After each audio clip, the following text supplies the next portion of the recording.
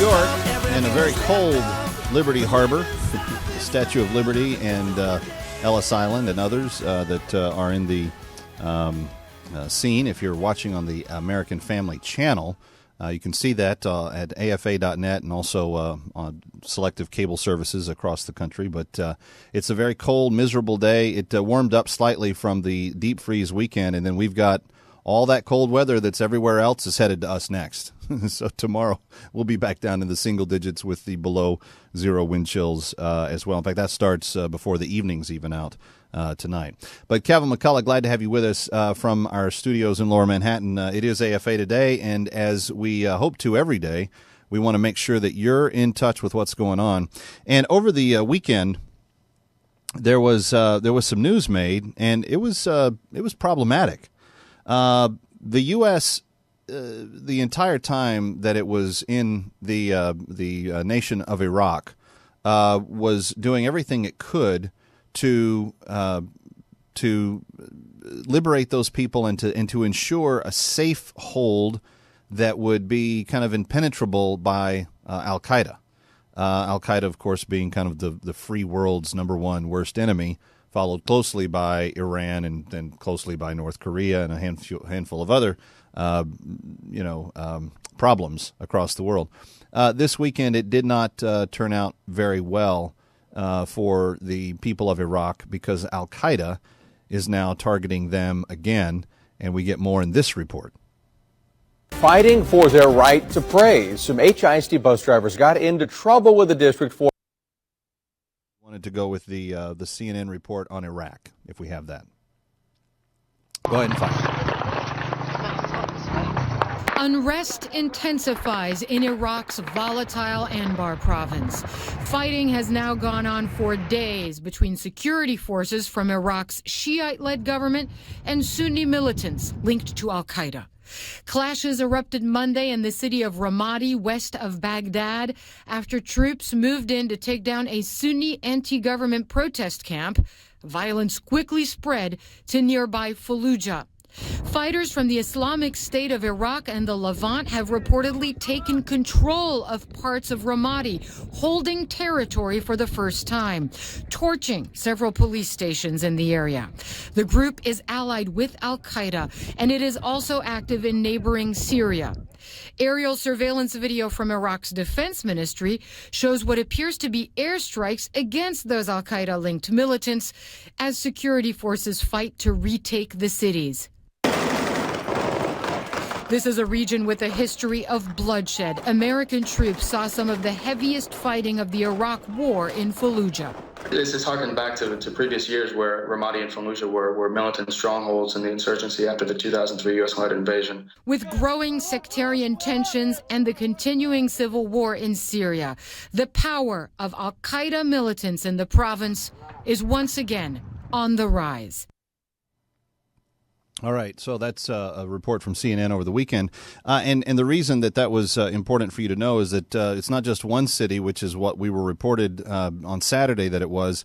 It is now branching out across a larger region. And the difficulty here is that there were a few of us that were writing news editorials and opinion editorials just months ago, saying if the U.S. declares in advance that we are going to leave Iraq by a certain date, and we say to the world, this is the date that we're going to be gone, all that al-Qaeda has to do to reconstitute and then to begin to take over places is to know the date that we're going at. Yesterday, members of Congress published their response to the news that these key cities were starting to be taken wholeheartedly by al-Qaeda. They're being held. The security forces are trying to dislodge them, but obviously if they couldn't dislodge them from one place and now they've actually taken over two cities in the Anbar province, it is not turning out very well. So these members of Congress sent a letter to the president expressing their strong dismay, which is about as much as you ever get out of Congress, really. I mean, their idea of taking action is to write a very sternly worded letter. And man, if we could just make those terrorists see it the same way, it would really work out well for us. Don't you think? So John Kerry, Secretary of State Kerry, former Senator Kerry, former presidential candidate Kerry, and before that, Senator Kerry, that John Kerry, got up yesterday and said, no chance at all that we're sending any help to retake those cities. Now, we have some troops in Iraq. We could get more there easily, just like we could have on the night of Benghazi. But if you look at the map of Iraq and you see the width of what the Anbar province is, it's a pretty big section of the country. If they've taken the most important cities in that section, that becomes a staging point, does it not? For larger attacks, deeper attacks into the country, possibly attacks to take over cities in other parts of Iraq. When I put a note about this up on Facebook over the weekend, some of the people, well, it's a good thing we invaded there since that turned out so well. Friends, obliterate confusion, amplify truth, pursue clarity. Number one, was this problem of Al-Qaeda now expanding its footprint? Was this or was this not created by an administration that told the world, waved a big flag, said, please, please, please like us if we just tell you when we're going to draw down in Iraq? Was that action not the very premise of how all of the rest of this took place? Or am I confused in that regard? Did this really take place somehow because of something George Bush did? You tell me. 888-589-8840. 888-589-8840. I want to know. Secondly, right now, as we sit today, Iraq has cities that have been taken over by foreign terrorist elements. And Iraq has been, outside of Israel, since its liberation, our most dependable ally in the area. Is it reasonable to say that we should go in there and do whatever's necessary to uproot those dudes and get them out? You know how you ever go to the deep woods of the South and you wander around for a while and you come out and you got like they look like little burrs stuck up in your skin, but it's actually little ticks and they're sucking your blood? You know how hard it is to get them out? My grandmother, God rest her soul, she's been gone for a while, but she used to love to, get all the ticks off the grandkids. And one of the things I always thought was cool, she used a cigarette lighter to do it. She didn't smoke, but she had cigarette lighters to de-tick the kids. And she just put that little flame up to that tick's backside, and that thing would start just backing its way right out of the kid. Is there any reason to think that there's a reasonable chance that these Al-Qaeda guys, now that they've taken over these cities and bombed all of the police stations, is there any remote belief that we should put into the process that the administration somehow feels is legitimate, that they're just going to not be a problem? Because that's kind of the response we just got from Washington, D.C. That's kind of the response we just got from the Secretary of State. No, we're not going to do that. We absolutely condemn this. Stern words. We're going to absolutely use stern words. And we agree. This is terrible. The nodding of the head is being confused with the doing of the deed. The nodding of the head, Secretary of State Kerry, yeah, that's terrible. We agree, that's terrible. He's confusing that with actually doing something. The nodding of the head is now the equivalent of doing of the deed. What do you think? What are your feelings, thoughts? Is this an important development in the worldwide problem with terrorism, or do you think it's just something we're just going to have to live with? Al-Qaeda takes over Iraq. I guess we don't really have a problem there. 888-589-8840. 888-589-8840. Let's go to Michael in West Virginia first. Hi, Michael. Welcome. You're on with Kevin McCullough. So glad you're here. Well, thank you for taking the call. Sure. And ask, which one is to be at fault? Actually, I go back to George H.W.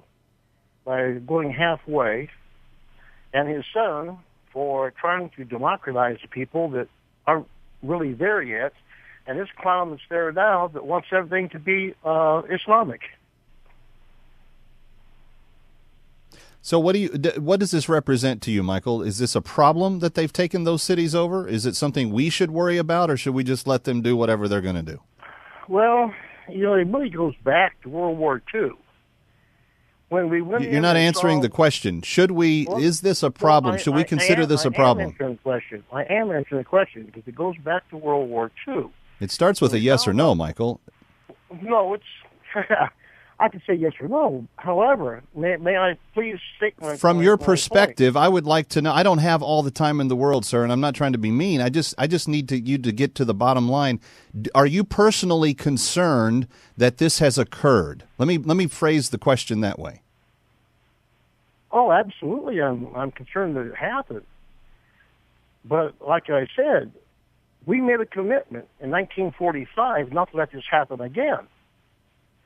Now, are we going to honor that commitment or not?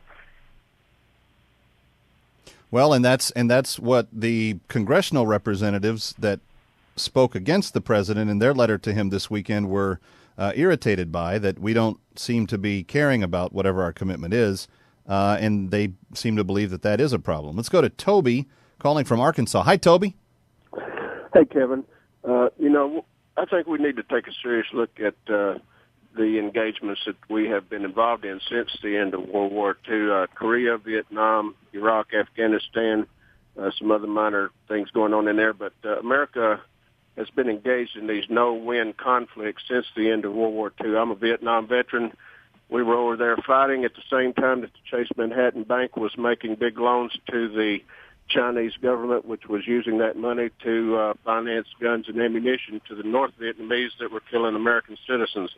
We need to take a serious look at the international bankers that have been on both sides of every war, basically since our own Revolutionary War. Americans know how to win wars. What we need is to get the politics out of the business, and we do not need to engage in any war unless we go in with a clear-cut plan to win. Hallelujah. Okay, I appreciate the philosophical view of everything except what we're actually discussing, Toby. So narrow it down for me here. Help me understand. Do you believe that Al-Qaeda reformulating and now taking cities that we had previously liberated, do you perceive this to be a threat to the United States in some way or the other, or not a threat? I would say Al-Qaeda is definitely a threat, but we do not need to send our whole military over there to deal with it. We've got special forces. What about the people that we've got there now? Would you be opposed to using them? It depends on who you're talking about. If we're talking about special forces that can go in and do surgical strikes and assassinations and so forth, we need to use them. But we need to close our borders. We've got many. Right. So I don't want to put the whole trial of politics on trial here. What I just want to focus in on is, so you do perceive that Al-Qaeda taking Iraqi cities is a problem, and you would be in favor of at least a limited surgical strike of some sort to displace them? Yes, I would, Kevin. And by the way, I'm not a politician. I'm talking about survival here. Right, but you somehow worked in illegal immigration and every war since World War II, and that's all. And I'm fine with all that. I'm not upset at anybody. But what I'm really interested in is how the American mind is thinking about this, because here's what went through my head when I saw the headline and then read the story. This isn't what normally happens when we have done our job. Nations that we have gone in and liberated don't get retaken over by terrorists. So, and we certainly amplified the idea that we were leaving and we were not going to be watching. And now the administration's saying, and there may not be anything we can do about that. And it was kind of giving Al-Qaeda a safe haven to plot and plan and do all that stuff that created 9/11 from the beginning. Not keeping ears to the ground and taking care of terrorist threats when and where they occurred. It was kind of no, that's just their problem. We're going to let them work that out over there. We're the target, friend. They hate us. I'm coming to you from the shadow of the World Trade Freedom Tower, just 2 blocks from where I'm sitting. They dropped a building in this region of the country, It pancaked. It collapsed. Thousands of people died. It is America that they hate. So in this, and it's a chess game. So we had taken Iraq and liberated it, and now about 40% of it may be under AlQaeda control. Is that a problem in your mind? I'm just curious. One last call before we go. Let's go to. Well, actually, we are out of time, so we'll pick up on that next time. By the way, I've got all the stories that we talked about today linked to the Facebook page. AFAtoday.com is where you can find that, and go get it and follow up and comment. We can comment further on Facebook all day, all night long. If you have not yet gotten the Prayer 2014 resource, with the focus that we're going to give this every Monday from here on for 2014, you can go to pray2014.com, PRAY2014.com, and join the now thousands of people that have signed up to pray for our country in a united way. This week's focus on understanding and trusting completely in the provision that God allows to meet the needs that we have and to do the work that He calls us to. Make that a part of your prayer this week and live in that. I'm Kevin McCullough. Thank you for giving me access to your life and home and ears and head this last hour. Up next, Brian Fisher and Focal Point on AFR Talk, and I know that will continue to illuminate you through the afternoon. The Silver Fox has a way of doing that. I'm Kevin McCullough. We'll see you tomorrow here on AFA Today on AFR Talk.